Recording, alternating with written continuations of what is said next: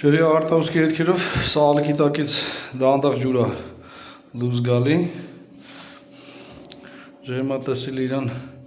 շատ դժվար է ֆիքսում, այսինքն հոսքը բարակ է, կոնկրետ աղբյուրներ չի գտնում,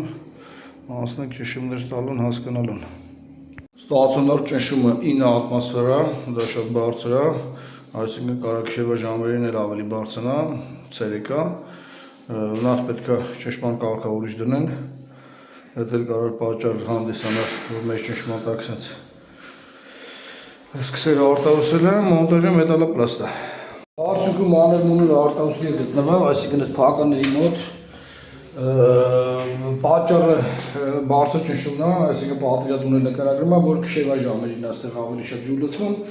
որովհետև բնականաբար ճնշումը գիշերը աճում է, դեպքերը ներել մինչև 13 ատմոսֆեր ֆիքսել եմ, այսինքն առաջնահերթ ջրաչափական հանգույցի մոտ պետք է նախ ճնշման կարգավորիչ դնել։